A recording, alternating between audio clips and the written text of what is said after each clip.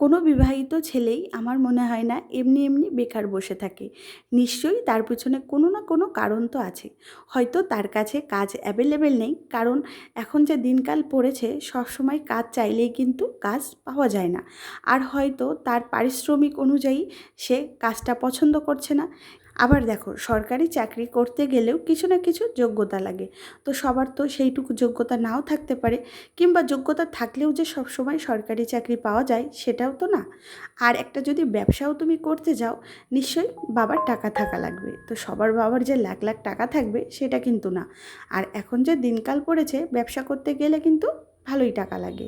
তো যাই হোক, অনেক কারণবশতই মানুষ কিন্তু বেকার বসে থাকে। এমনি এমনি তো আর কেউ বেকার বসে থাকে না, বলো। আর যদি কোনো ছেলে এইরকম কিছুদিন বেকার বসে থাকে, হয়তো তার যদি কারোর কাছে হাত না পাততেও হয়, লোকে যদি শুধু একটু জানে যে এ বেকার বসে আছে, এর কাছে কাজ এখন অ্যাভেলেবেল নেই, কিংবা তার রোজগার একটু কম হচ্ছে, তাহলে দেখবে জ্ঞান দেওয়ার মানুষের আর অভাব থাকবে না।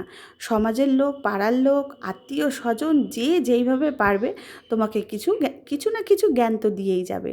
আসলে তারা তোমাকে কিন্তু কেউ কোনো উপকারে করতে আসবে না, শুধু বিনা পয়সার জ্ঞান, মানে যতটা তোমার লাগে। আর জানো তো, এই ছেলেটার বাবা মাও কিন্তু তাকে কম কথা শোনায় না, কারণ এইসব এক্সপিরিয়েন্স আমার হয়েছে। আর জানো তো, তখন সবচেয়ে কষ্ট হয় বেশি কার? তার বউয়ের। কারণ সে তো জানে সেই ছেলেটার কতটা কষ্ট। কারণ সেই ছেলেটা দিনের বেলায় হাসি খুশি থাকলেও রাতে কিন্তু বালিশে মুখ গুজে কাঁদে। আসলে সে তো তার মনের কষ্ট কাউকে বলতে পারে না। ছেলেরা যেন এইরকমই হয়, সারাদিন সবার সঙ্গে আড্ডা মারবে, হাসি খুশি থাকবে।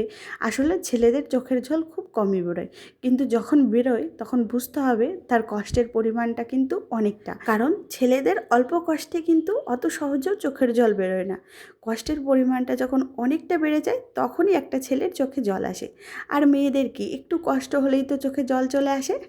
কারণ মেয়েরা তো এরকমই হয়, কষ্টের অনুভূতিটা তারা প্রকাশ করতে পারে, কিন্তু ছেলেরা জানো তো, তাদের কষ্টে বুকটা ফেটে গেলেও মুখ দিয়ে কিচ্ছু বেরোয় না, শুধু দু চোখ বেয়ে জল আসে।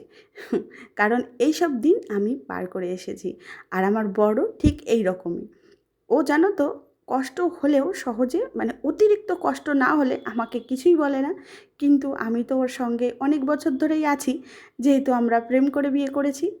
তাই জন্য ওর কিছু না বললেও ওর নিঃশ্বাস প্রশ্বাস আমি সবই বুঝে ফেলি, যে ও কখন খুশি আছে আর কখন কষ্ট হচ্ছে। আর জানো তো, এই যে আমাদের ভালোবাসাটা, এটা অনেকেরই হিংসা হয়, কেউই সহ্য করতে পারে না।